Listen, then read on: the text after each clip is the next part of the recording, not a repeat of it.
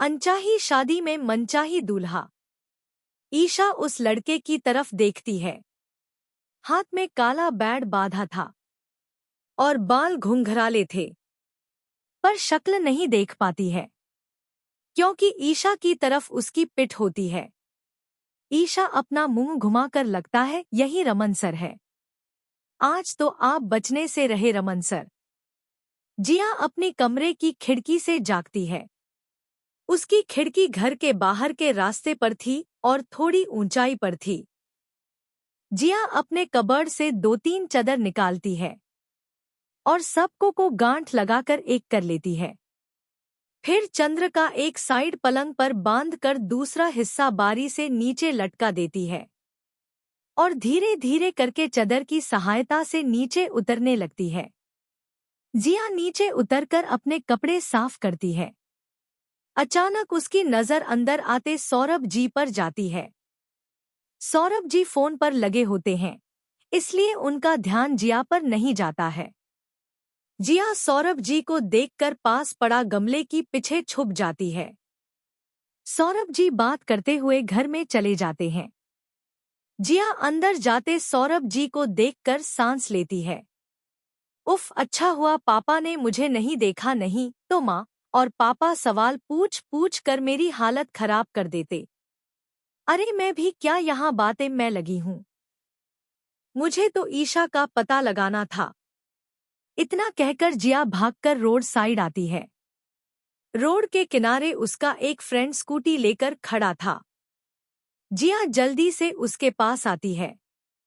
आदित्य, गाड़ी सही है ना? कुछ गड़बड़ तो नहीं है ना? कुछ भी तेरी गाड़ी की वजह से परेशानी हुई ना तो मैं तेरी कॉलेज में क्या करूंगी, याद रखना।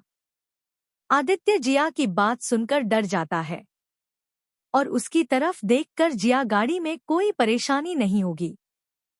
पर तू जा कहाँ रही है और तेरी गाड़ी कहाँ है? और आज तेरे ईशा भी नहीं बता तो शुरू कहाँ जा रही है?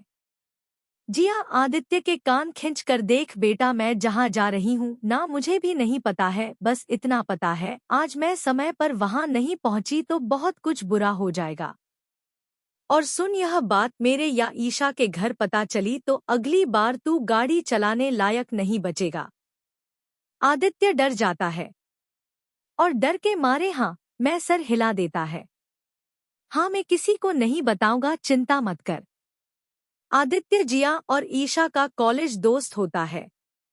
आदित्य को फर्स्ट समय जिया से प्यार हो गया था। उसने एक बार प्रपोज करके देखा जिया को, पर उसके बाद वो 3 महीने स्कूल नहीं जा पाया क्योंकि उसके पैर फ्रैक्चर हो गया था जिया की मार की वजह से। उसके बाद आदित्य ने जिया को बहन मानकर राखी बंधवानी सही समझा।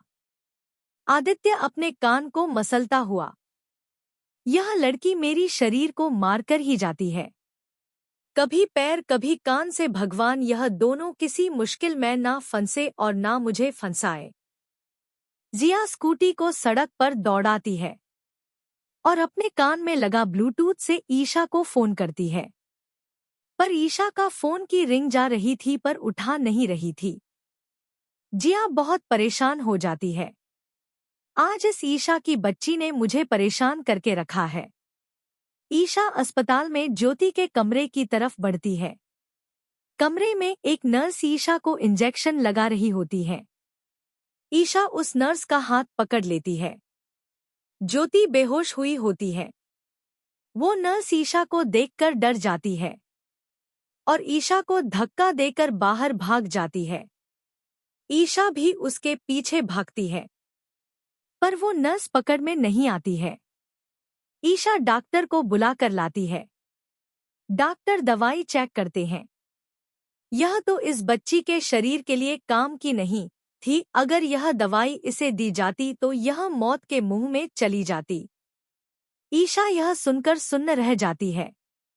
जिया अपनी स्कूटी एनजीओ के बाहर पार्क करती है और अंदर जाने लगती है, पर गार्ड उसे रोक लेता है।